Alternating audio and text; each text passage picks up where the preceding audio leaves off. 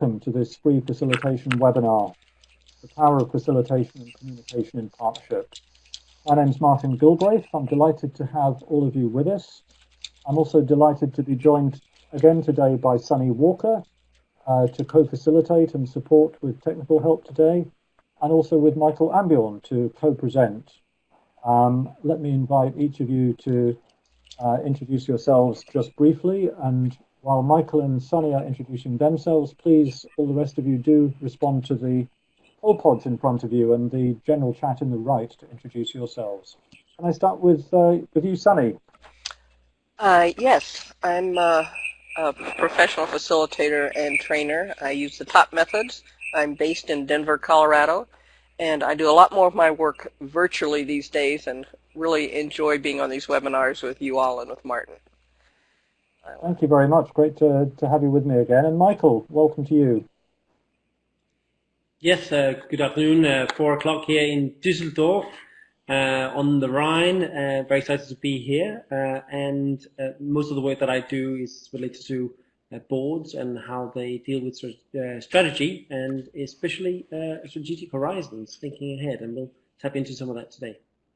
Thank you very much. So the aim of this series of webinars is to give people an opportunity to learn something about facilitation and ICA's technology of participation, facilitation methodology in particular, in a free 1-hour interactive online session that gives an experience of virtual facilitation as well as some content.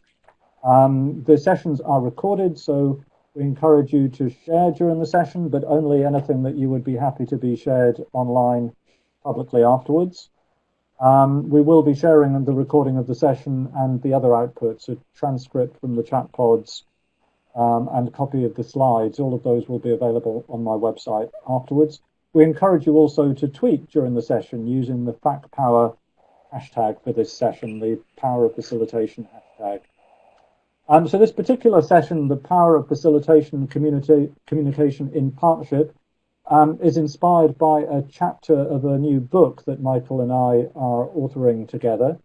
The book is on the power of facilitation more generally, looking with a global team of facilitators from all over the world, mostly members of IAF and IAF certified professional facilitators. And each chapter will be looking at the power of facilitation from a particular angle or in a particular context.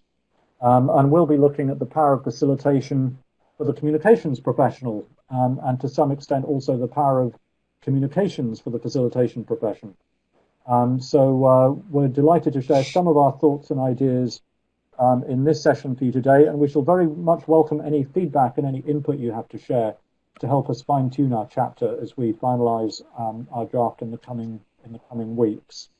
Michael will be playing the role of the communications professional today and sharing a short presentation on the content of our chapter, and I'll be playing the role of the facilitation profession, as you might expect, and leading with the questions. And let's just see who's here already. I can see we've got about 20 attendees already in the attendee list. Welcome to all of you. Just over half in Europe, and a few also in Africa, Asia, and North America. And it looks like almost half of you describe yourself as facilitation professionals, and 3 communication professionals.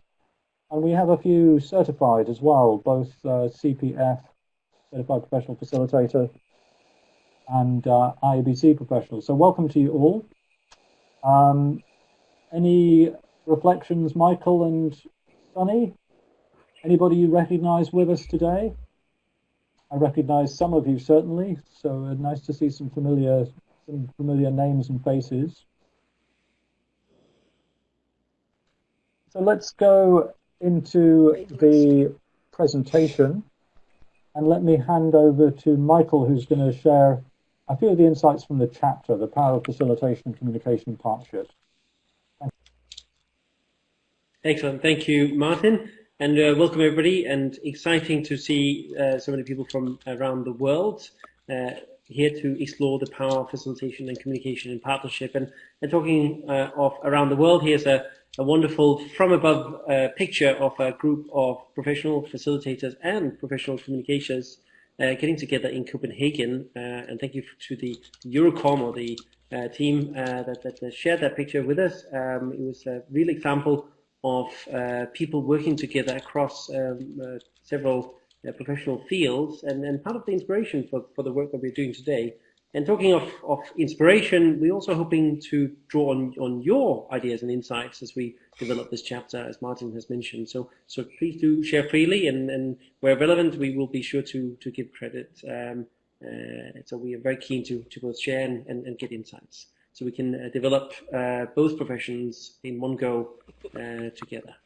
So this really is the key point here. Let's talk about fact power. Fact power is around facilitation in general. However, today, for the purpose of this presentation, it's most definitely about the intersect. So the Venn diagram, so to speak, is the bit where facilitation and communication comes together and enhances practice on both sides. And what we'll do is we will talk about a range of frameworks and whatnot, but we'll also talk a little bit about the fact that this might be a little bit of a déjà vu. You might have been here before.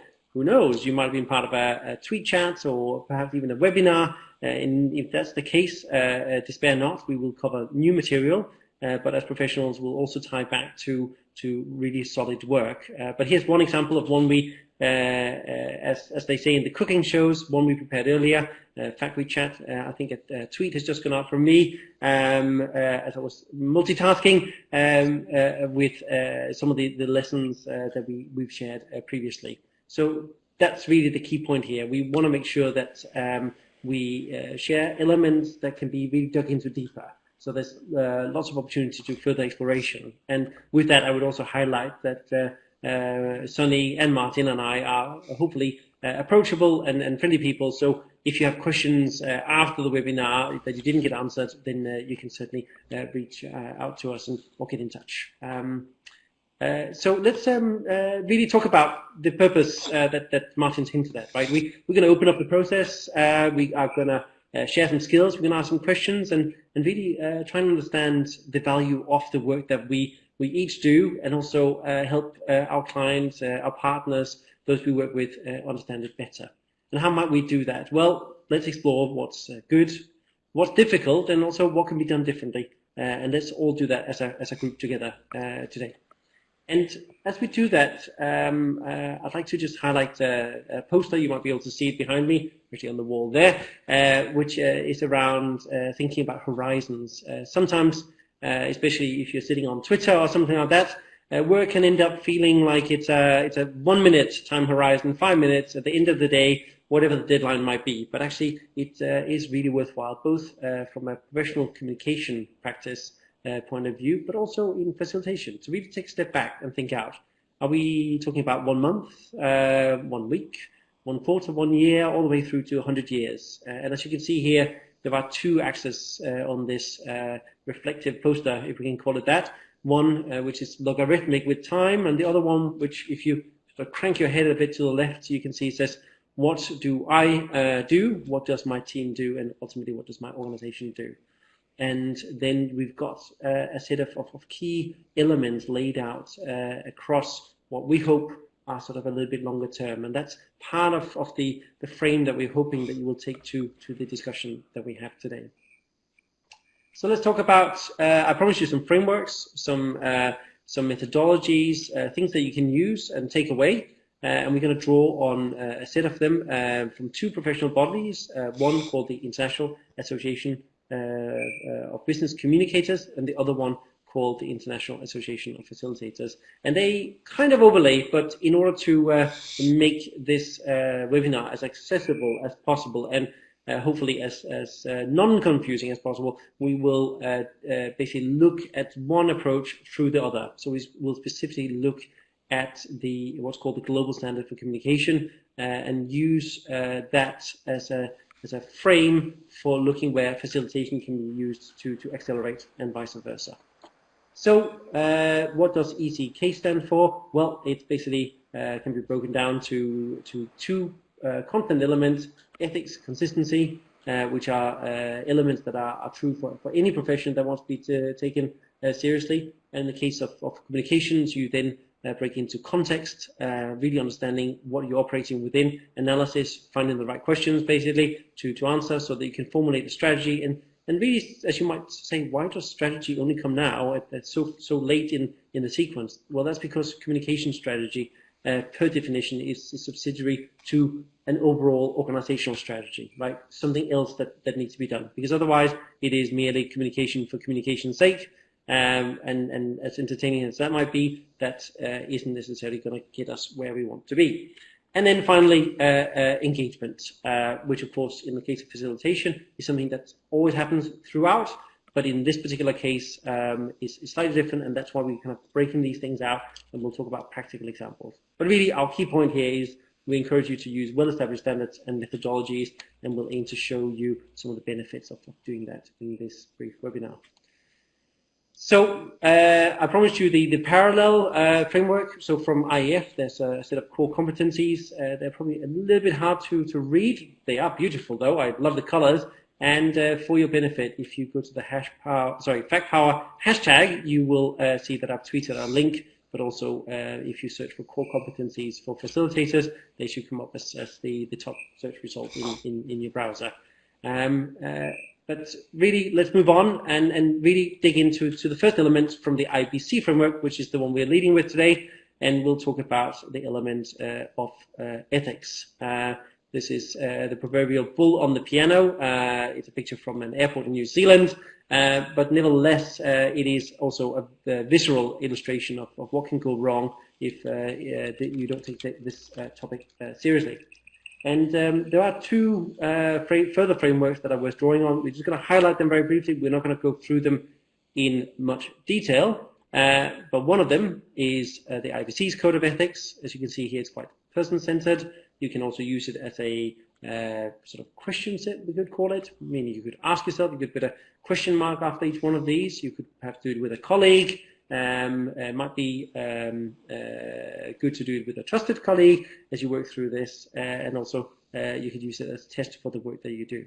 For contrast, the IAF has a slightly different approach, which talks about sort of key headers within the practice, and then again we've sent out a link. You can find more information, and also you can find lots more further guidance that can help you as you think through these things. But really, we have a sort of triple play fact power punchline here, which that what all of this is and does is actually not very much on its own, because really it comes down to asking the right questions and having the, quite frankly, the balls to do that, whether male or female indeed, but basically really being willing to deal with those difficult and challenging questions.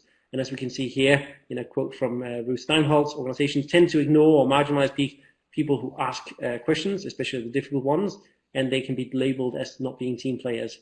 But really, that's part of where a professional facilitator can come in and help you out, because they often are able to lead a group through very, very challenging discussions without it necessarily being uncomfortable, and enabling a group to basically move through what are objective facts, some useful reflections, going through an interpretive level, and finally coming up with the decisions that are right for the organization.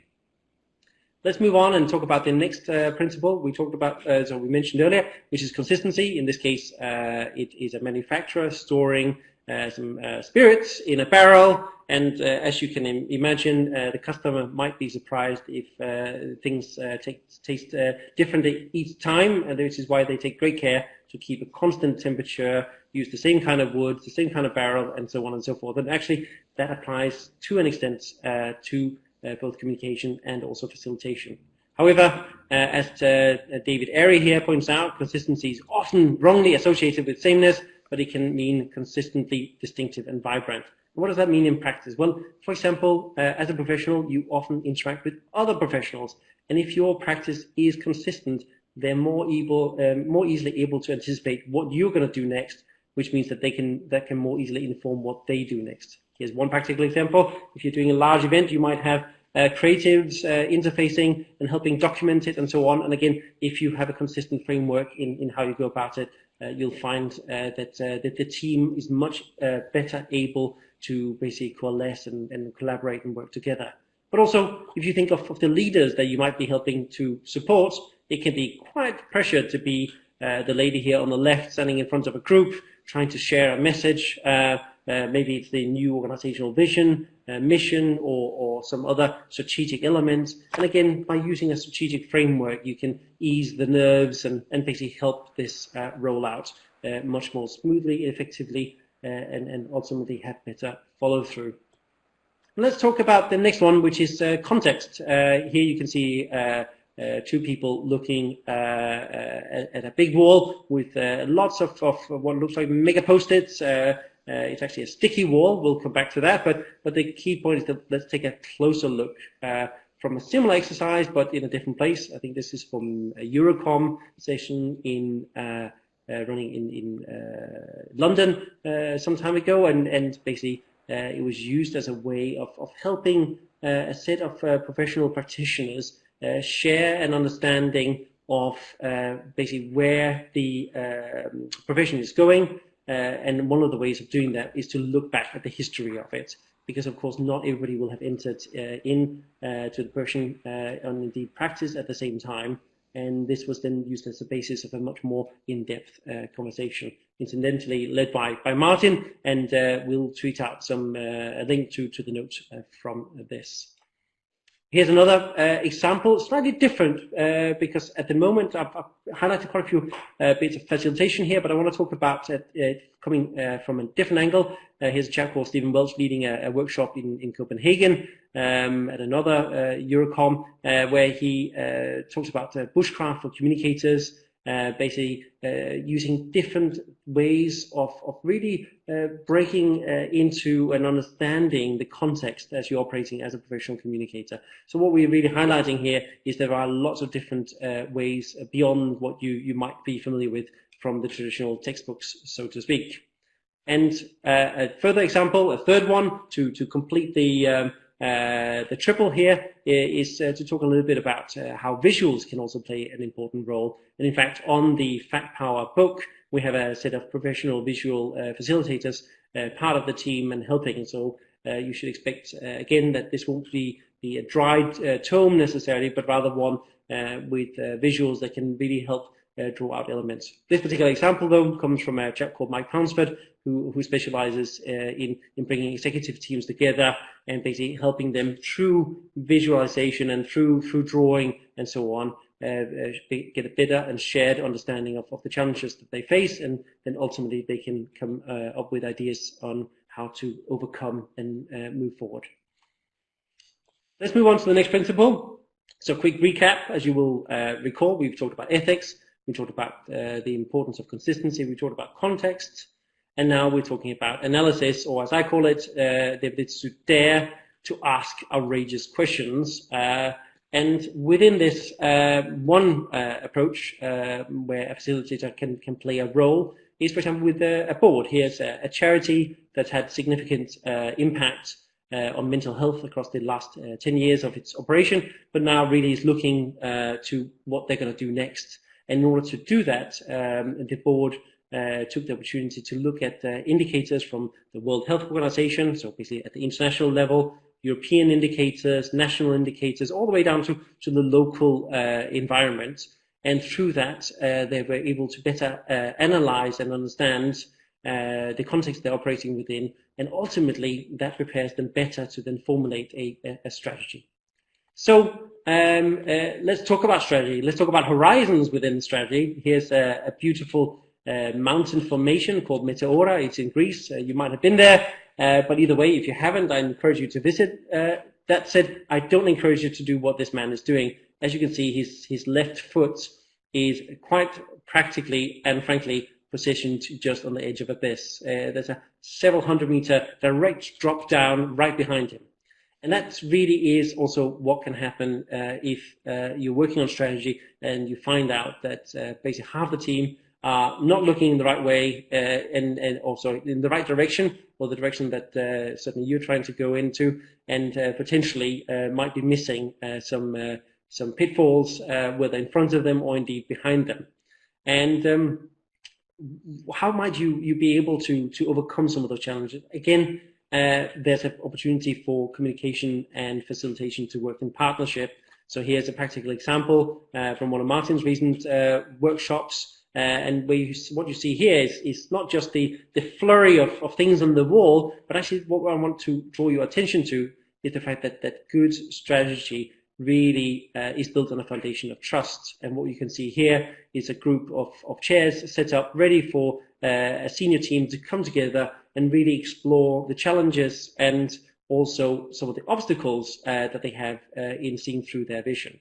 If you're particularly interested in the strategy element of the process, then as Sunny mentioned earlier, she works specifically with the technology of participation. I also use elements of it. Martin is also what's known as our top practitioner, and within that there's a methodology called participatory strategic planning, which is particularly useful in this particular context. And whilst we're with the almost puns there, as we're talking top facilitators, maybe also a quick plug for another book that we're drawing on as we're preparing the chapter for this one, which is a wonderful volume called Getting to the Bottom of Top. Just let that hang there for a moment. Yeah, you got it. Excellent. All right, let's move on to the next bit, which is back to our horizons. So now that we've talked about the ethics, we talked about the consistency, we talked about the importance of understanding context, the analysis, finally the strategy, we can then really take a fresh look at the horizon, and also with that reflect on our role within it. And to help that out, we've put a few questions in here that you might think about from a board level and also an individual level. And of course, you might also be in individual at board level, right? We're not going to go through the detailed questions here, but rather we'll share this, which will print nicely as an A3 poster for your wall for use later. But it'll help you think about challenges both from what you've got coming up in the next week all the way to perhaps 100 years time. And that then also finally brings us to the key point here, which is the very end of the IABC Global Standard for Communication, which basically calls for engagement. And we argue that if you're using facilitation and communication in partnership, then when you get to this stage, you should be all set, ready to rock and roll. You should be able to relax, execute consistently, work well with all the different parts of your team, and actually allow that vibrancy, those visual experiences, those moments for connection to really emerge and take place, and ultimately deliver and help you deliver on your 1 year, 10 year, or perhaps 100-year vision. And that really brings us to a close. That said, there's just one little final point that we'll put in here, which is that in all of this, you have some choices. And in this particular case, we suggest you pick two from these choices, which is that you can do the work aligned, you can do it cheaply, or you can do it participatively.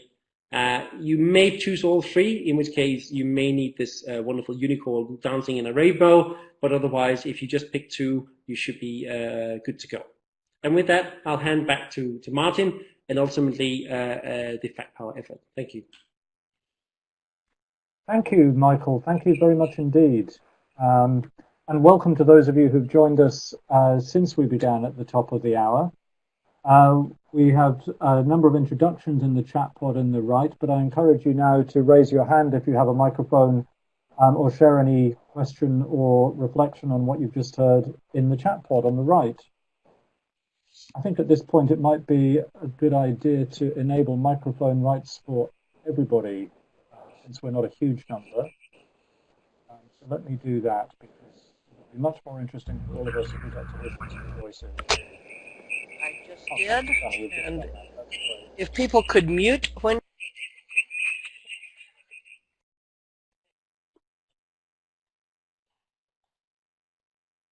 we wouldn't.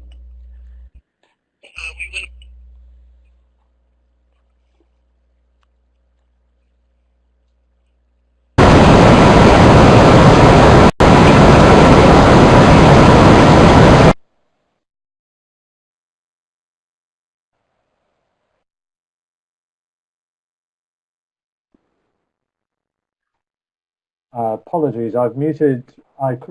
I muted everybody and muted That's all Sunny right. as well by mistake. So Sunny, please unmute yourself.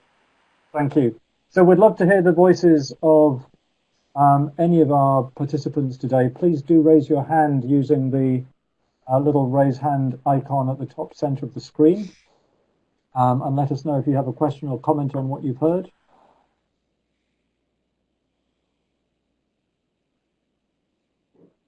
Might be worth mentioning, I don't think Michael said specifically, but he and I offered to draft this chapter for the book on the power of facilitation because we've been exploring this intersect for probably 4 or 5 years. I think soon after, well, I think I said in the invitation to the webinar, when Michael was just about to start a term as chair of IABC and I was just about to finish a term of chair of IAF, we got talking about how much the two professions and the two professional disciplines have in common and have to offer to each other. And I was very struck when I went to my first IABC conference, the first conference I went to of the International Association of Business Communicators, when the Eurocom, the European conference, came to London a few years ago. And the theme of the conference was from cascade to conversation, recognizing that communicators can no longer simply broadcast messages and expect them to cascade through organizations, but communicators need to engage people in conversation. And I was very struck that there was a very clear understanding in the profession of this, and lots of examples of how people were bringing people together in organizations, convening conversations, but very little mention of what to do when you get people together, how to ask questions in order to make conversations purposeful. And I thought, aha, yes, this is where facilitators have something to offer. And it got me thinking also of how much facilitators need to use communication skills in order to engage with people who are not in the room, quite apart from those who are in the room. How to get people in the room for a facilitation with an appropriate and constructive expectation of what's going to happen, and how to communicate the results of what happened in the room with those outside in order to make a difference to the whole system. So are there any questions or reflections on what we've heard? I don't see any yet in the chat pod on the right. Oh, here's one. Rosanna, yes, thank you. Rosanna, please do open your mic. So if you click on the mic button at the top of the screen, you're already unmuted. We'd love to hear your voice. Can you hear me? Yes.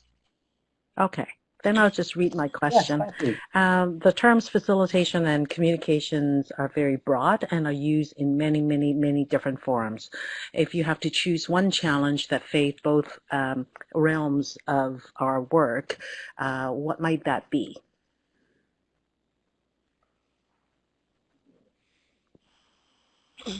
Thank you.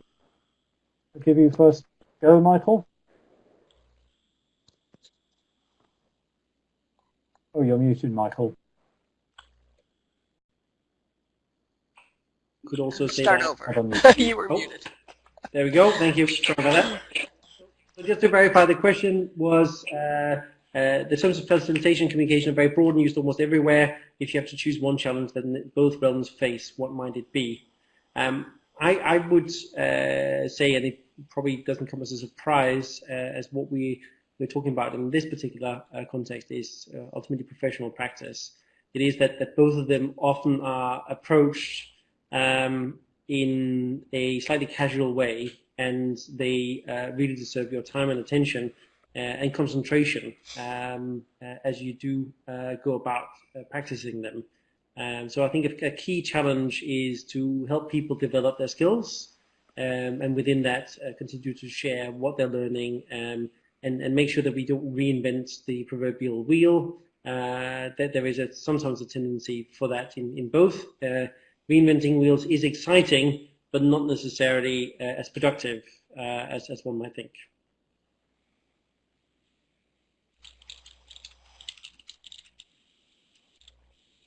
Thank you. Does that answer your question, Rosanna? That's good. Thanks.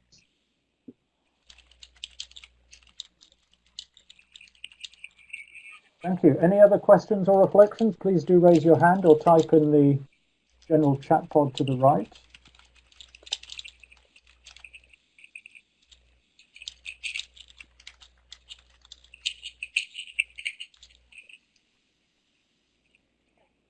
Dawn, hello, can you hear me all right?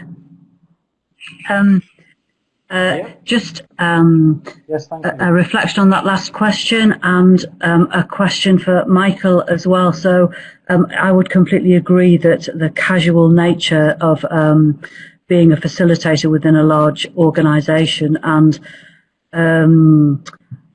so I might be approached with the no time for planning, no time to sit down for a conversation, but could you just do that thing in a meeting with a sticky wall where you make everybody talk to each other, and we come to an agreement, and then they tell you what they want to be agreed. And so I have to say, that's not facilitation, that's manipulation, and I won't, but I'm just wondering, in order to counteract that, is that where you would use the two frameworks that you talked about? One was person-centered and one was the IAF competencies. I'm wondering if that's something that I could use as almost like a contracting conversation with my colleagues before I even run a 1 or a 2 hour or a day session or whatever it is that I'm being asked to do. Is that something that IAF recommend when you're doing your training with facilitators? Yes, so the short answer is yes. So the really short answer is to have a constructive conversation with the person in question. And in fact, there is even a facilitation method for that. It's called focused conversation. Ooh, might there be an orange in there, Michael? Starting with the objective criteria. You're talking to a convert, by the way, so Michael. What does success look like? And then you work through that, and you might find that actually, the proverbial professional communicator will often have been met, even if they normally operate at board level. At some point, somebody will say to them, "Oh, why can't we have a newsletter?" And you're sitting scratching your head there in the boardroom, going like, "This A is not a board matter, and B not a good idea." But often it's an opportunity to start a conversation, right? It's because somebody wants to do something, and that's exciting.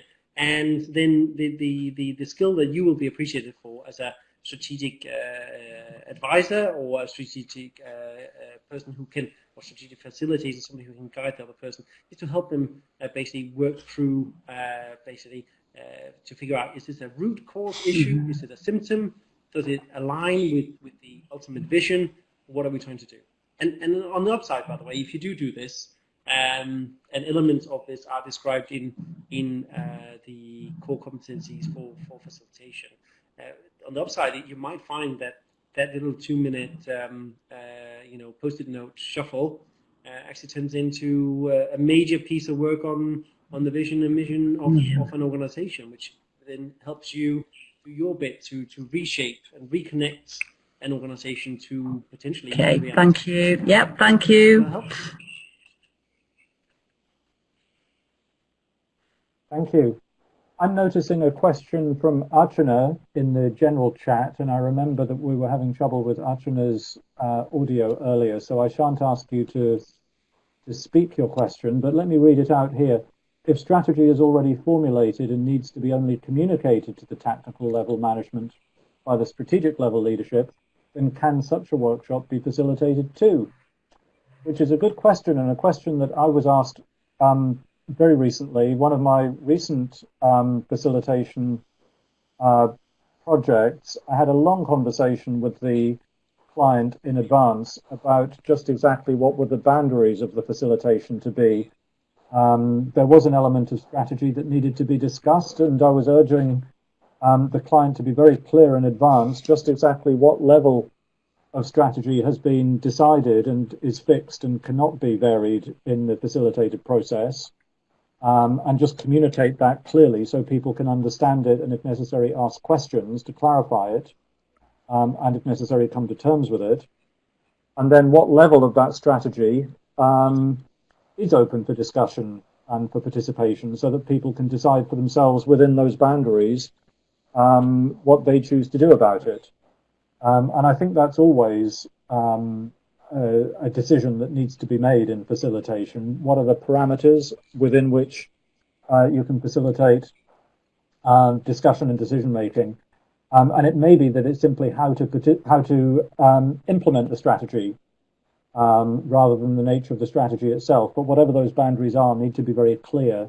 And I think if you can make the boundaries clear, then yes, you can facilitate more or less at any level. Would you have anything to add to that, Michael? Martin, I was thinking that I've been in situations where the strategy has come completely top down, and the lower levels has been told this is how it's going to be from here on, and they've not been particularly happy with it. And a facilitated session to help them take a new response can be especially useful to them and to their leadership. Help them understand what it is, what their parameters are, and what it means for them in a way that they can say, okay, I'm not going to just quit tomorrow.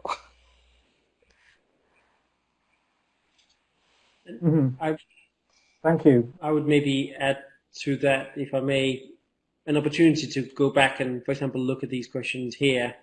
As you look at the horizon, think about the horizon, that it's not unusual that you have organizations that take a top-down approach. And it can be effective if you have the resources. I'm not saying that it won't work for you. All I'm saying is that you might find that people, as they reflect on at the individual level, basically that it does not correspond with their vision because they haven't had a part in it. They haven't had an opportunity to give inputs. They haven't had an opportunity to contribute, right? And that's the crucial human element, right? We are not drones. This is what sets us apart from computing and machine learning and artificial intelligence. We are real human beings with hopefully a beating heart and a soaring spirit, right? And we want to be part of things and help people and support and listen, share and contribute. And if we just told to, there is a tendency from time to time to rebel in both expected and unexpected ways.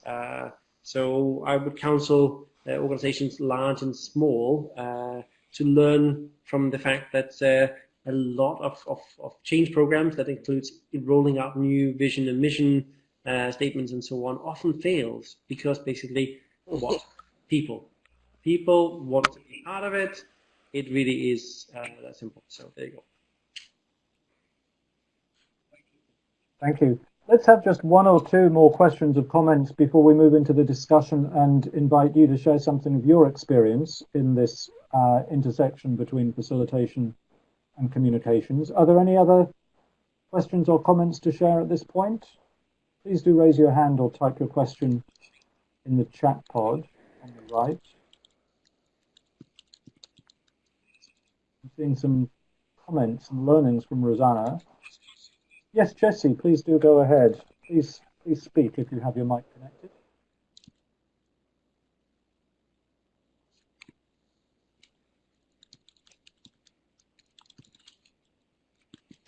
I'm not hearing you yet, Jesse, but I do see your mic and you're not muted.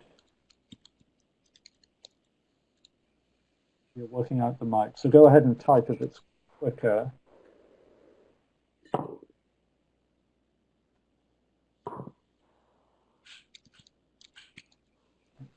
Your comment.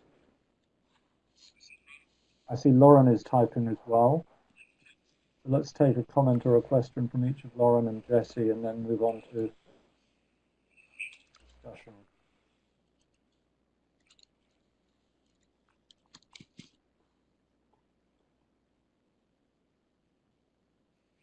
So Lauren is asking, what are some strategies to be included in the original agreement for follow-up after facilitation?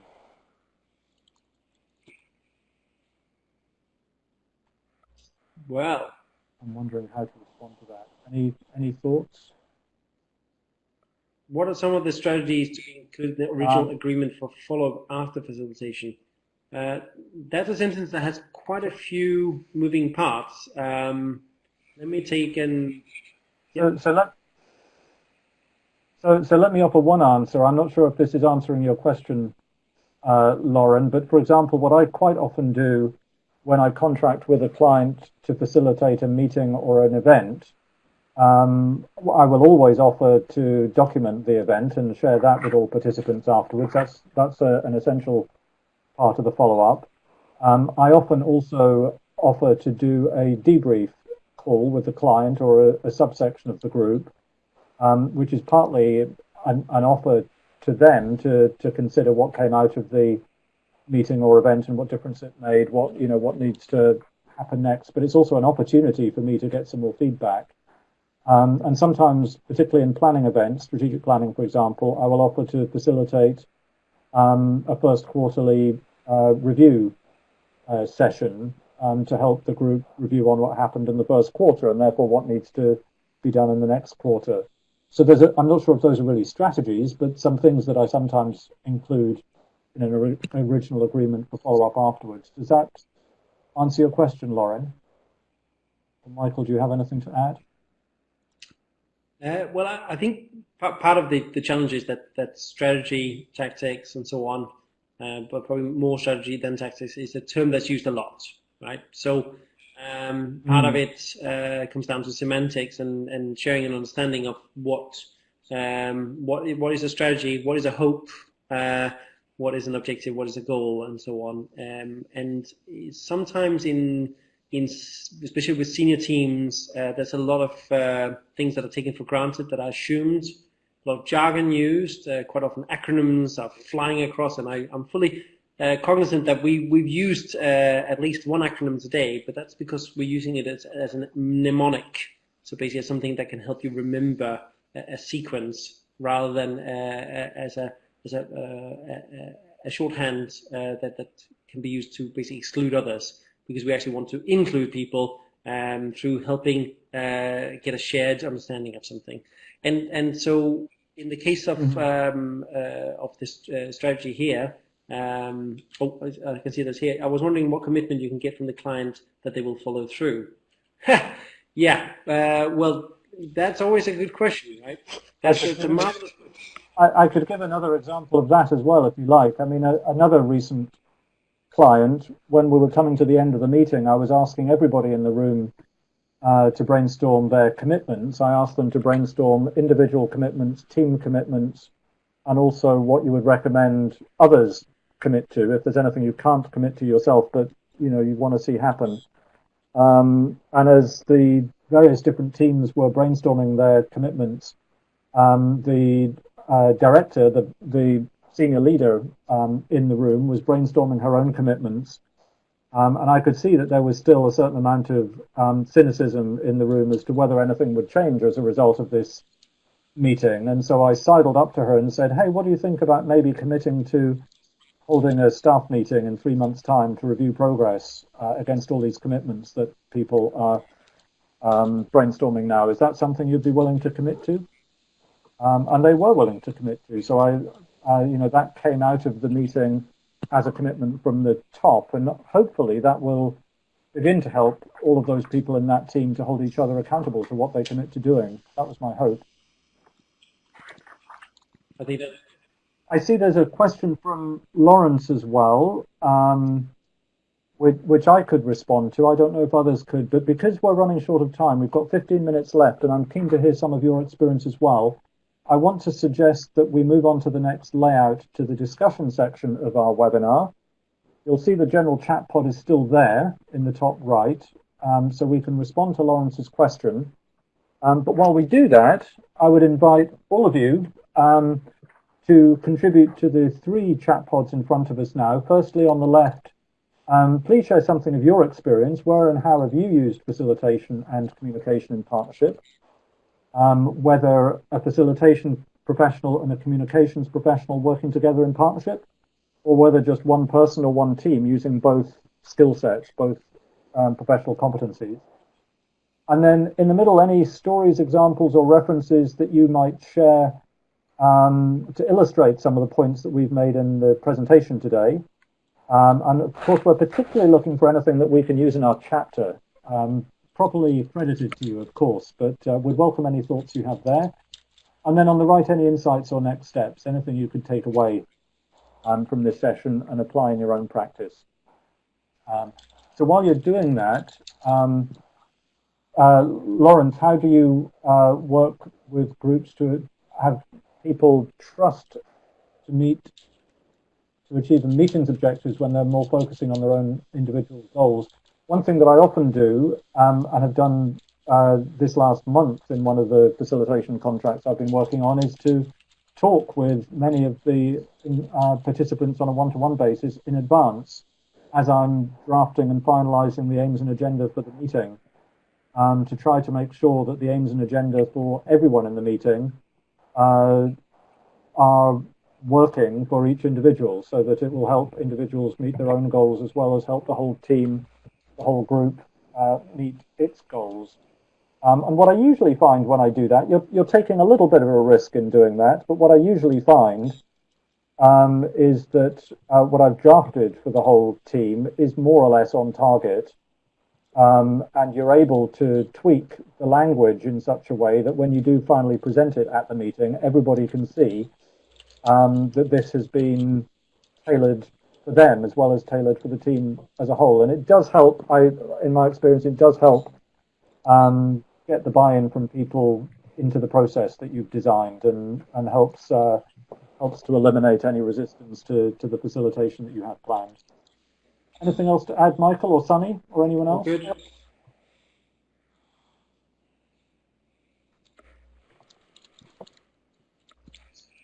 I see, look,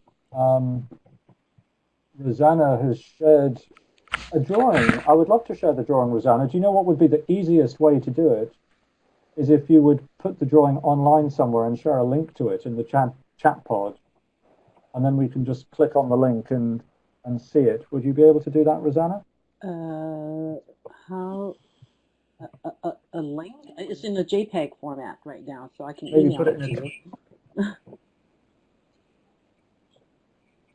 Okay, you could email it to me, or if you want to, Okay. if you would tweet it. Okay. We could put a link to the tweet in the chat. I put a link to one of Michael's tweets earlier. And you know what? If you do that, Rosanna, you will be demonstrating the power of facilitation and communication in partnership by communicating your visual facilitation practice on I might Twitter have posted it. in real I might time. have posted it before, but How about that? a few days ago. But I'll do it again.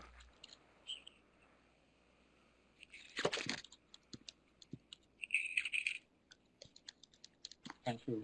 And I do encourage anybody else to type into those chat pods or raise your hands if you'd like to speak. Dawn's going to use your strategy development poster, Michael, as a starting point for her appraisal with her line manager next week.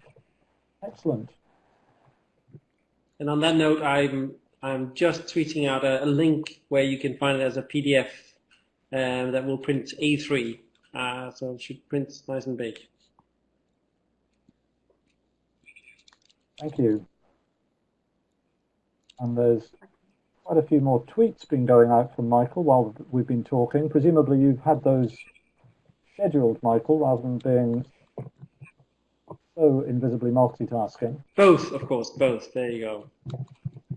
Seamlessly. Very good. So Rosanna, are you using the hashtag, or shall I go and find your tweet? Thank you. Show up? Aha, got it. Yep. Yeah. I did. Yes, I saw this the other day. You did tweet it already, didn't you? So I'm going to put it in the experience chat pod. If anybody would like to click on that link to Rosanna's tweet, you'll see an image of an elephant. Would you like to say something about the elephant, Rosanna? Yes, I drew that actually for a workshop that I just did last week, and it was a very difficult conversation kind of workshop, or I call it courageous conversation now, and it's really primarily to help people get reminded that we all come from different perspectives and different interpretation and different experiences that we bring into our conversation, and oftentimes we forget that other people have different perspectives. But when you put it all together, you can see some of the challenges, and that by naming the elephant and being clear about what you're trying to do, a facilitator can help with some of those clarification and trying to figure out, like you said, where the boundaries are, what's on the table, what's off the table, and how far can we go, and how can we optimize our shared understanding, at least to get to a starting point where everybody's on the same page.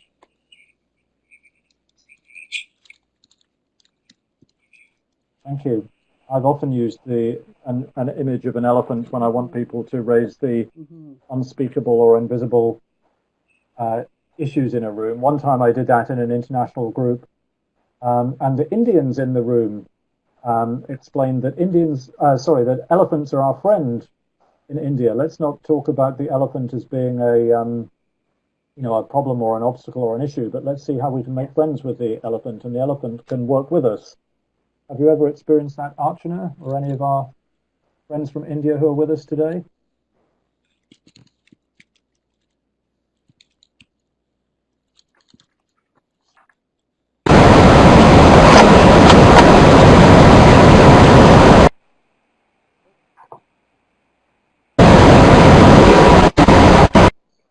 I'm sorry, Archana, we're still having this.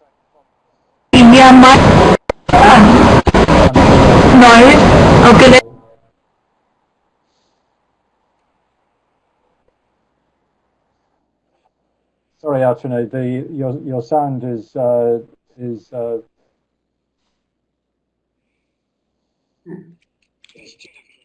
too difficult to hear.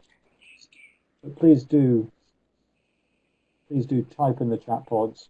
We have just 7 or 8 minutes to go. Let's just have a look at what we've got in the chat pods, and please do, any of you, raise your hands to speak if you have any question or comment on what you've written or what you've read in the chat pods. Archana was using top methods at the conjunction of communication and facilitation. Dawn Williams, cross-sector arts and health partnership.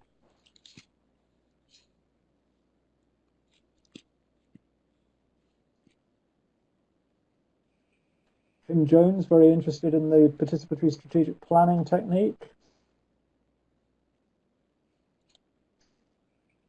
I think you're in the UK, Kim, from what I remember.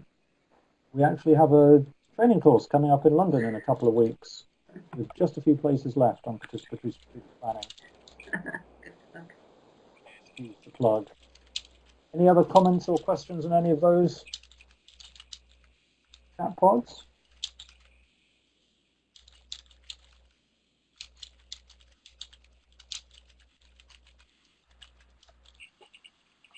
Here's some frantic typing. Oh, Archana, in the... Say again, Michael? Here's some frantic typing. That's probably me answering Archana in the chat. I see Archana's... The general chat. Right, Archana asked, she missed the question. My question to you, Archana, was about the elephant and how you use the metaphor of an elephant in the room in India. That's a cross-cultural question more than anything else.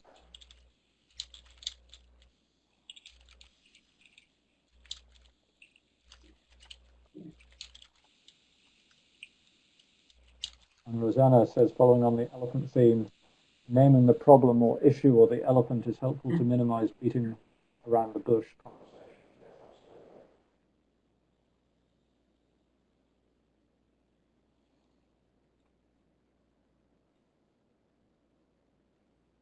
Right, so Archana says, yes, we use that phrase in India too.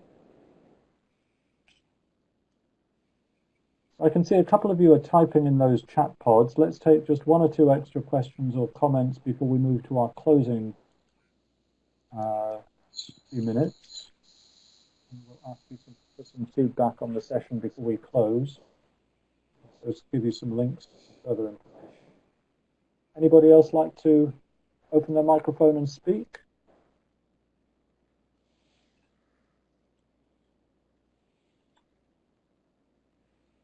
Let's see what these final few typed comments are.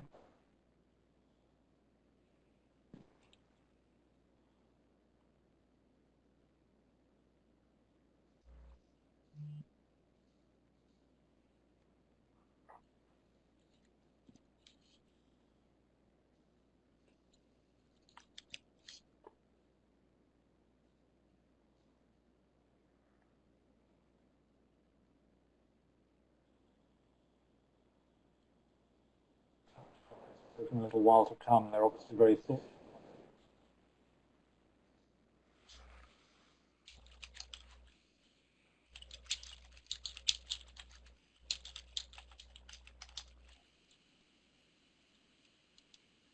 Oh, thank you, Archana. You've added, I have to identify the elephant in the room and make sure as a facilitator I handle it well enough for everyone's sake.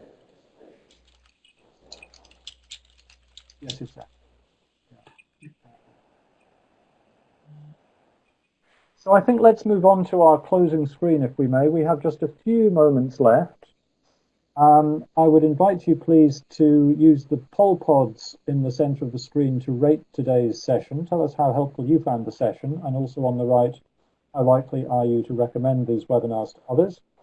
I'll be stopping the recording in just a few moments, and after that, I would encourage you to share contact details in the bottom pod if you would like to share contact details with each other in order to connect with each other. Please continue to share any other feedback or questions in the general chat pod in the top right. Just below that, you'll see the book cover of a new book that was just launched last week called Nimble by Rebecca Sothens, who is a certified professional facilitator of IF in Canada. So she's just published this book, Nimble, off script but still on track. I attended a session with Rebecca at the recent Ottawa conference of IF North America in Canada on applied improvisation and how to use applied improv in facilitation. And this book is all about how do you improvise in the moment in facilitation when things start to not go according to plan. Okay, so you've got a great toolkit, lots of tools and methods, maybe even you know how to design a process in order to help a group achieve its aims. But what happens when your design and your fabulous tools don't go quite according to plan and you need to make it up as you go along? How do you keep still on track even when you're going off script? It's a great book. It's well worth a read. I'm delighted that Rebecca is going to join us. She'll be joining me and Sunny for our next Refacilitation webinar on Thursday, 11th of April. At the same time, so I'll be announcing that shortly. Please do save the date in the meantime. At the bottom right of your screen, you'll see some links to further resources from Sunny, Michael, and myself, as well as to Rebecca Sothens' blog and webpage about the book, and also to where you'll find the recordings and slides from this webinar and other outputs from this webinar. So thank you all for attending. Thank you very much indeed again, Michael, for joining us this time for your presentation, and for Sunny for joining me again. It's great to have you all with us. Are there any other closing comments or reflections before we finish? If you'd like to speak, please do raise your hand.